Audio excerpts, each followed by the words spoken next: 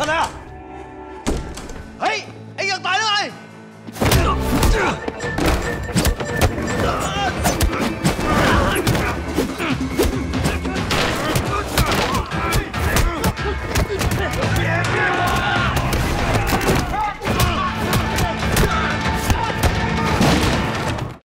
Sebelum mulai, kasih komentar dulu dong Bang Udin editor.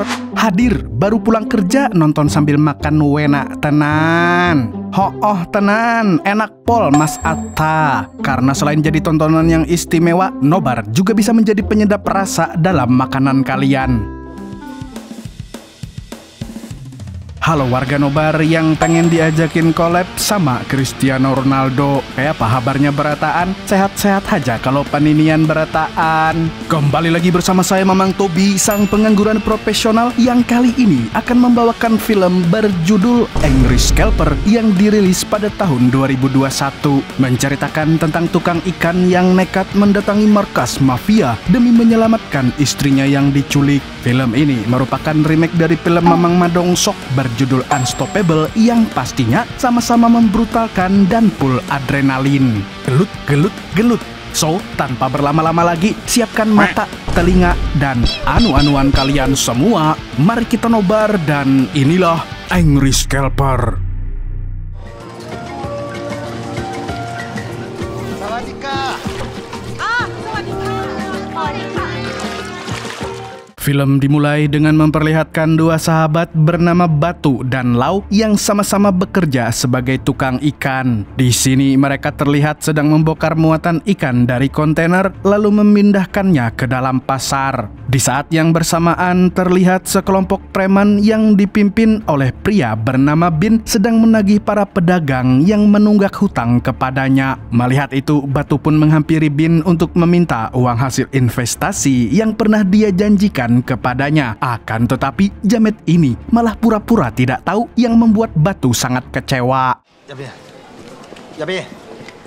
Tidak lama kemudian dia mendapat telepon dari seorang pengusaha yang ingin mengajaknya berbisnis. Karena sedang butuh uang, dia pun langsung menuju pelabuhan untuk bertemu dengannya. Di sini pengusaha itu meyakinkan Batu bahwa dia bisa berbisnis udang jumbo dan bisa menghasilkan banyak uang dalam waktu sebulan. Hanya saja dia harus memberikan uang investasinya terlebih dahulu agar udang jumbonya bisa segera dikirim. Merasa tertarik, Batu dan Lau pun membayar sejumlah uang untuk karena bisnis itu terdengar sangat menjanjikan. Lagi pula, yang namanya bisnis memang harus berani mengambil keputusan.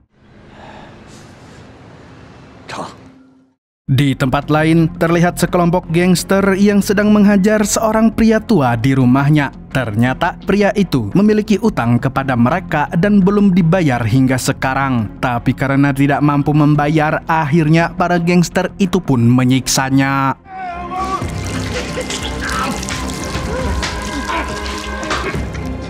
Kemudian kita diperkenalkan dengan seorang bos gangster bernama Kafang atau kita panggil saja dia Samidi. Setelah anak buahnya menyiksa si pria tua, dia pun ingin ikutan sebab jiwa brutalnya mulai meronta-ronta. Dia lantas mengambil sebuah batu bata untuk menghajar pria tersebut. Samidi banget kan?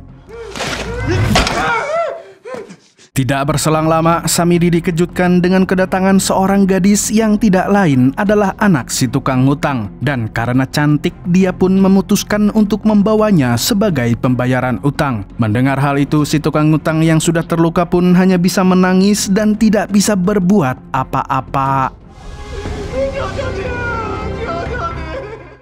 Di sisi lain, Batu sedang dalam perjalanan pulang bersama istrinya yang bernama Tana. Di sini dia tidak tega ketika melihat istri cantiknya yang makan ala kadarnya. Padahal saat baru menikah, dia berjanji akan menghasilkan banyak uang agar Tana bisa hidup dengan layak. Dia lantas berkata bahwa Tana boleh boros, yang penting dia bisa makan enak.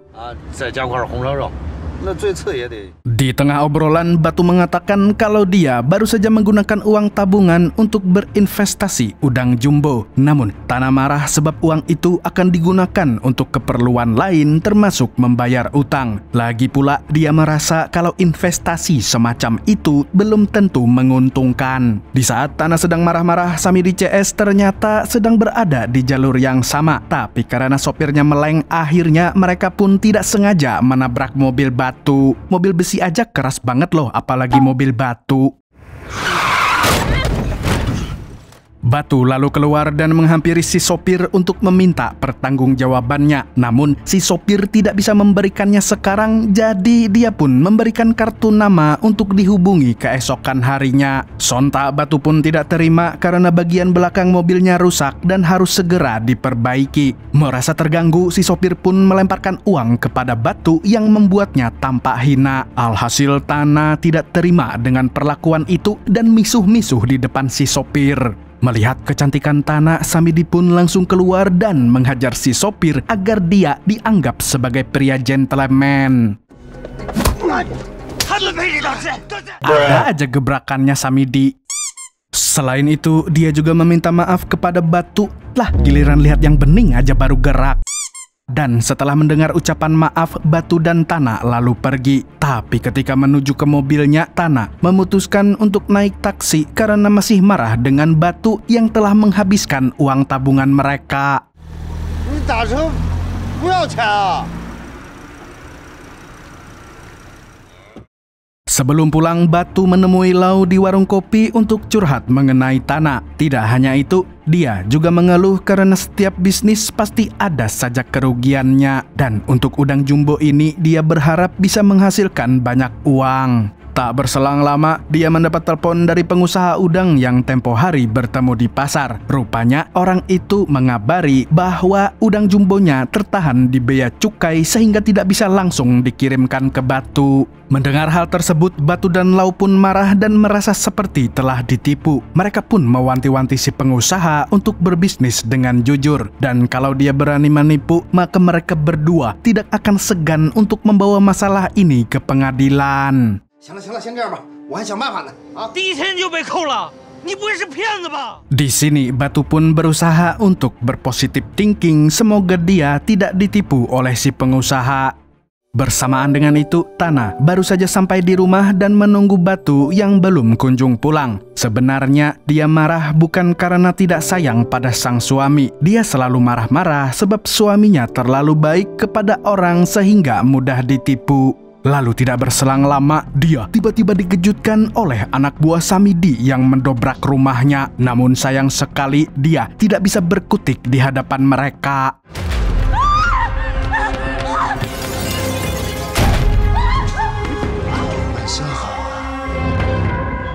Setelah kejadian tersebut, Batu akhirnya sampai di rumah. Tapi tentu saja dia terkejut bukan main sebab rumahnya sudah berantakan. Ditambah lagi istrinya sudah tidak ada di sana. Sontak dia pun bergegas untuk mencari jejak sang istri yang hilang entah kemana.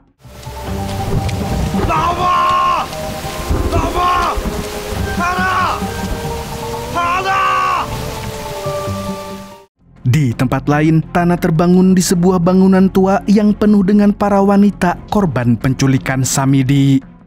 Keesokan harinya, Batu pun melapor ke polisi atas hilangnya Tana. Hanya saja bukti yang muncul dari CCTV begitu terbatas sebab malam itu ada hujan deras. Alhasil, polisi tidak bisa melihat petunjuk dengan jelas. Ditambah lagi, ada sebagian rekaman yang terputus dan sepertinya hal itu dilakukan secara sengaja. Dari semua petunjuk yang ada, polisi hanya menemukan sebuah plat nomor dari mobil si penculik. Tapi sayangnya, plat tersebut palsu dan tidak bisa dilacak.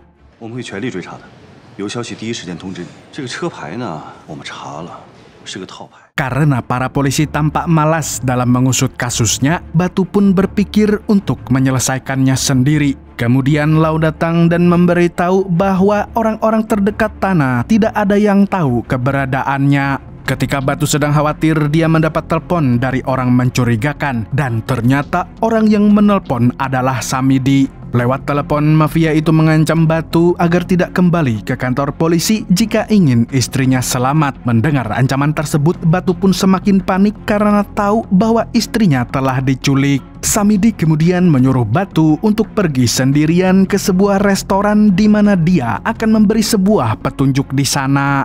2年之前看到的，其他你千万别这样，你要多少钱，我给。哥，谁呀？ Tanpa pikir panjang, Batu pun langsung menuju restoran yang dimaksud. Di tempat itu, dia menemukan sebuah tas dan juga ponsel sekali pakai. Di sisi lain, Lau siap siaga di dalam mobil untuk mengawasi sekitar restoran. Tidak berselang lama, Batu kembali ditelepon oleh Samidi melalui ponsel tersebut. Di sini, si Jamet mengatakan kalau tas yang ada di restoran itu berisi uang jutaan yuan, di mana dia ingin memberikan uangnya untuk membeli tanah. Seketika Batu pun sangat murka karena istrinya dianggap seperti barang yang bisa diperjualbelikan. Namun Samidi menyarankan agar Batu melupakan tanah dan mengambil uang tersebut. Di waktu yang bersamaan, Batu melihat seorang pria berjas yang sangat mirip dengan Samidi. Alhasil, dia pun langsung mengejarnya.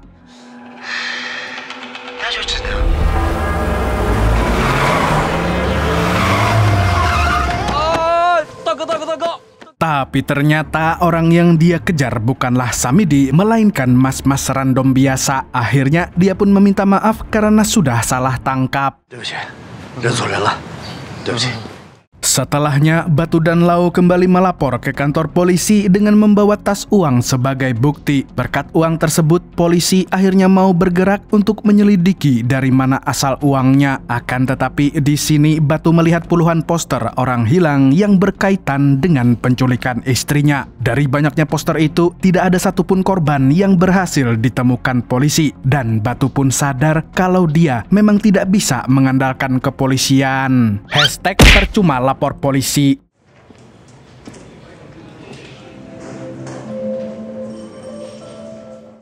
Malam harinya, Batu merenung dan mengingat masa-masa indah bersama Tana yang ternyata sedang hamil. Dengan penuh amarah, dia berjanji pada dirinya sendiri untuk melakukan apapun demi menyelamatkan sang istri.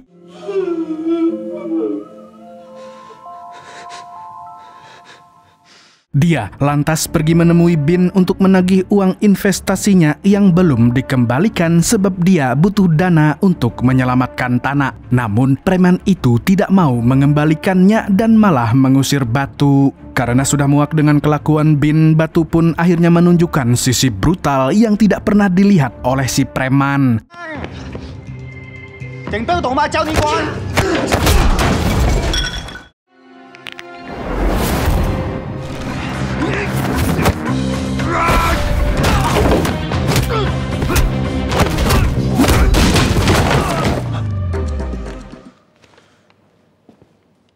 Melihat anak buahnya tumbang dihajar Batu, Bin pun ketakutan dan langsung mengembalikan uangnya. Batu dan Lau lalu menemui seorang informan bernama Somcai.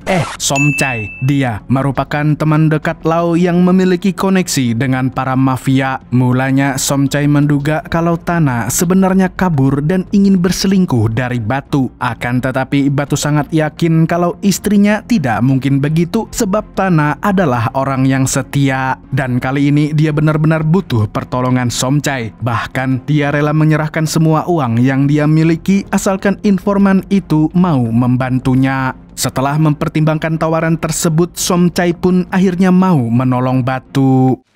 这里面20%是我的。第一笔合同金额60万。说说吧，你现在手中都有什么线索？ Di tempat lain, kita diperlihatkan dengan Tana dan seorang gadis bernama Xiaotan yang merupakan anak dari si tukang utang. Di sini mereka kepergok sedang mencoba melarikan diri, hingga akhirnya mereka berdua pun langsung dikurung di sebuah ruangan kosong.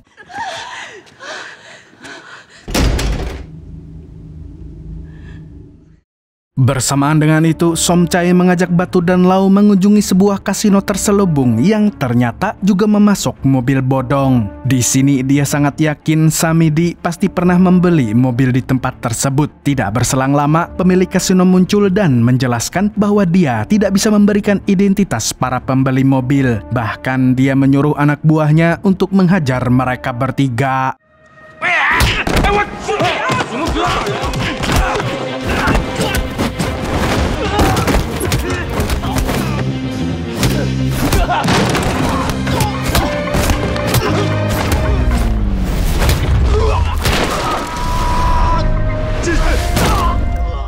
Sontak pemilik kasino pun terkejut dan tidak menyangka kalau orang seperti Batu bisa melumpuhkan anak buahnya dengan sangat mudah. Dan karena sudah terpojok, dia akhirnya terpaksa memberikan kartu nama yang berhubungan dengan Samidi. 找到了，这个。 Setelah itu, Somchai bertanya kepada Lau tentang siapa Batu sebenarnya. Karena dari caranya gelut, dia terlihat sangat berpengalaman. Lau pun menjelaskan bahwa Batu adalah mantan atlet MMA terkenal yang pensiun karena cedera permanen. Dan sejak saat itu, dia mencari uang dengan menjadi tukang pukul. Beruntung, Batu bertemu dengan Tana yang membuatnya bertobat dari dunia kriminal. Namun sekarang jiwa brutalnya kembali terpanggil gara-gara Samidi.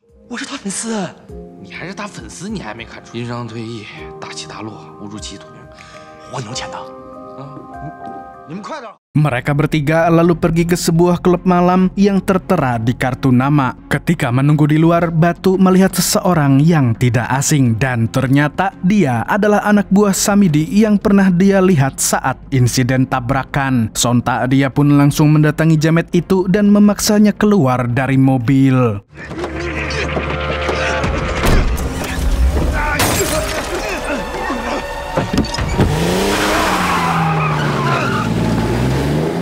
Sayangnya, anak buah Samidi berhasil melarikan diri. Lalu tidak berselang lama dia ditelepon oleh kepolisian yang berhasil mendapatkan petunjuk baru. Di kantor polisi, dia diberitahu bahwa ada seorang wanita yang tewas setelah menghilang beberapa hari. Dan polisi menduga kalau wanita itu adalah istrinya. Tapi setelah diperiksa, untungnya korban tersebut bukan Tana. 怎么样？不是，我那个。 Keesokan harinya, Somchai memberikan informasi tentang suami dari salah satu korban penculikan Samidi. Tanpa pikir panjang, Batu pun menemui orang itu yang sudah dalam kondisi depresi berat. Di sini dia menjelaskan bahwa dulu dia berhutang banyak pada Samidi dan karena tidak mampu bayar, dia terpaksa membiarkan istrinya diculik dan ditukar dengan uang. Sejak saat itu, dia selalu dihantui rasa bersalah yang sangat menyiksa batin. Dan untuk menebus dosanya, dia ingin menolong Batu dengan memberikan kartu nama anak buah Samidi. 也不知道有没有。您学完车之后直接来找我，我给你做保险。 Batu, Lau, dan Somchai kemudian mengunjungi kantor rentenir yang dipegang oleh anak buah Samidi. Di sini, Batu langsung memaksanya untuk memberitahu lokasi Samidi dan karena dia menolak, akhirnya dia kembali membrutal. 不是，保家，你找警察呀？你找我干啥呀？这张名片是你给少恩的。 Batu lalu membawa paksa jamet itu ke suatu tempat. Namun tanpa disadari, Samidi sudah mengawasi Batu dari CCTV di kantor tersebut. Si sopir lalu dibawa di sebuah ruangan kosong oleh Batu untuk diinterogasi. 押的货物，那些还不上钱的，大叔啊！摘取器官，他们关在哪儿？ Setelah tahu lokasi markas Samidi, Batu dan yang lain pun tanpa ragu langsung pergi ke sana. Di tempat Samidi, Tana yang sedang merenung kemudian melihat ventilasi yang terbuka. Seketika dia dan Xiao Tan pun berusaha kabur melalui ventilasi tersebut. 快来帮忙！快上来！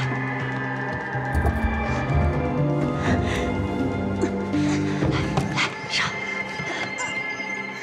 Sayangnya ketika hampir berhasil keluar, mereka malah ketahuan oleh anak buah Samidi. Alhasil, para jamet ini menarik Xiao Tan, tapi Tana berhasil keluar dari gedung. Dia lantas menghampiri mobil patroli polisi untuk meminta tolong. Namun sialnya, para jamet berhasil menangkapnya lagi.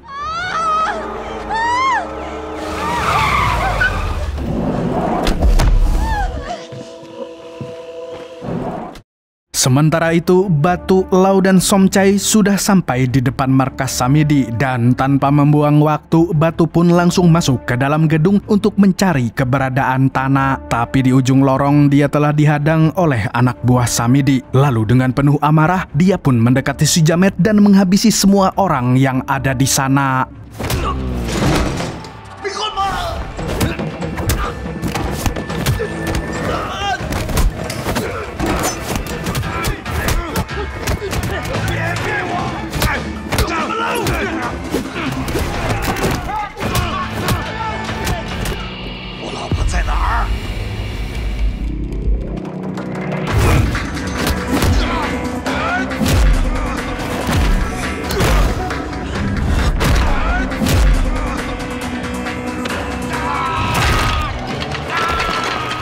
Berkat skill gelut tingkat tingginya, Batu akhirnya mampu membantai mereka. Namun sayangnya dia belum menemukan petunjuk mengenai lokasi istrinya. Hanya saja dia melihat para gangster sedang memindahkan korban melalui rekaman CCTV. Sementara itu di luar gedung, Lau dan Somchai memergoki para gangster tersebut dan langsung menyerang mereka untuk melepaskan para korban.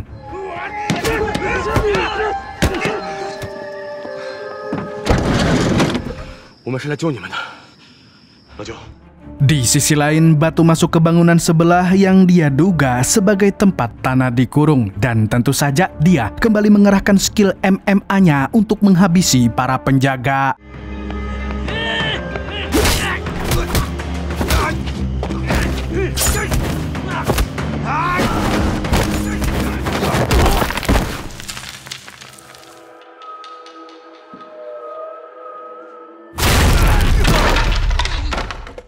Usai membantai para penjaga, Batu masih harus menghadapi Algojo Samidi yang juga menguasai berbagai teknik bela diri. Akhirnya setelah melawan para keroco lemah, kali ini dia menghadapi lawan yang sepadan. Dan tanpa banyak bacot, dia pun langsung membrutal sejadi-jadinya.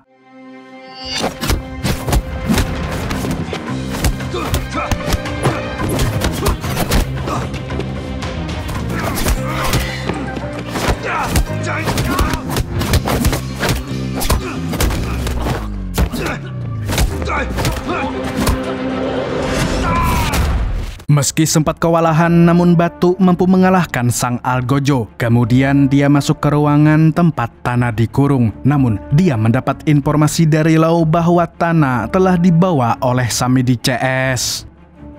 Tanpa membuang waktu, Batu pun langsung pergi dari sana untuk mengejar si jamet. Tapi di tengah perjalanan, mobilnya terhalang mobil lain yang sedang menuju arah berlawanan. Setelah beradu klakson, Batu menyadari bahwa yang berada di depannya adalah Samidi. Alhasil, aksi kejar-kejaran pun tak dapat dihindari.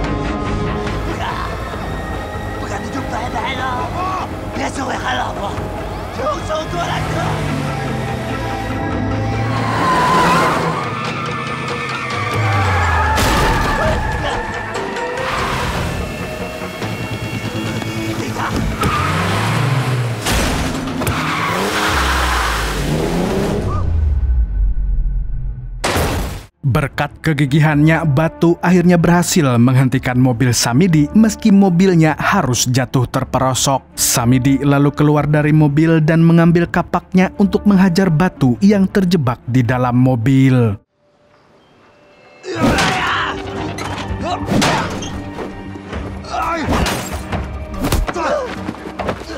Namun tentu saja Samidi bukanlah tandingan batu, sehingga dia pun menjadi samsak yang terus dihajar habis-habisan. Mamam! 别再打！不是有句古话吗？你再过来，我自杀！我真的自杀！正义。 Usai mengalahkan Samidi, Batu langsung menghampiri Tana dan memeluknya dengan penuh rindu. Lalu seperti biasa, polisi datang terlambat setelah semuanya selesai. Sungguh pemakan gaji buta. เมื่อเร็วๆนี้ได้ไขคดีสำคัญในเมืองของกลุ่มอาชญากรทางตำรวจแจ้งว่ามีนักธุรกิจ Di akhir film, Samidi resmi ditangkap dan akan segera dibawa ke pengadilan sebab Xiao Tan telah kembali ke rumah bersama ayahnya. Di sisi lain, Batu menjadi terkenal karena menjadi orang yang membongkar kasus Samidi. Selain itu, investasi udang jumbonya pun berlanjut dan menghasilkan jutaan yuan. Ditambah lagi, kini Tana sudah melahirkan anak yang dikandungnya. Sementara itu, Lau dan Somchai pun membuka restoran dengan hasil keuntungan udang jumbo. Dan film pun tamat dengan happy ending.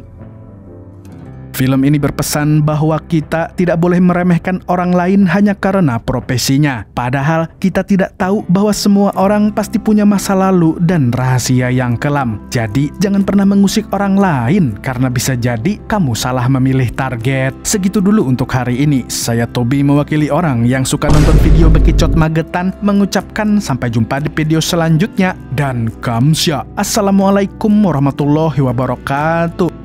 Belum nih, wah Mas Yanto nggak ada nih, tapi saya pengen bacain komentar warga nobar semua deh dari video Blocking the Horse yang kemarin. Yang pertama ada dari, siapa ini? Askaumara 9543. Yo, nobar lagi, wih film kungfu Cina nih. Hanya, oe mau belajar kungfu mah. Lancau ya, lancau ah. Saya juga ngerasa gitu sih Bang Aska. Kalau habis nonton film kungfu, rasanya pengen belajar kungfu terus menghajar Samidi di real life. Selanjutnya ada dari Random Video. Nah ini orang Kalimantan nih, orang Pehuluan nih. Tahu nggak kalau dulu saya waktu kecil pernah punya cita-cita ingin menikahi wanita Barabai. Entah kenapa, dan itu selalu ditanya sama mama, kapan katanya nikahin wanita Barabai. Aduh jadi malu ya. Apa Barabai di Kalimantan? Ada Acil lagi naik sapida. Apa kabar mantan? Amun aku baik-baik haja. Cakep pantunmu Bang Random. Saya doakan semoga mantan pian baik-baik haja dan buhan pian bisa bebaikan. Mudahan lah. Dan komentar yang terakhir ada dari Ramadwika nih. Ini film ngingetin ke game Shadow Fight 2 bejir. Ah Gen Z nih mesti. Ramadwika nih Bang Gen Z. Kok bisa Bang Rama? Padahal pemerannya nggak ada yang gelap loh. Yang gelap cuman auranya si Samidi. Assalamualaikum.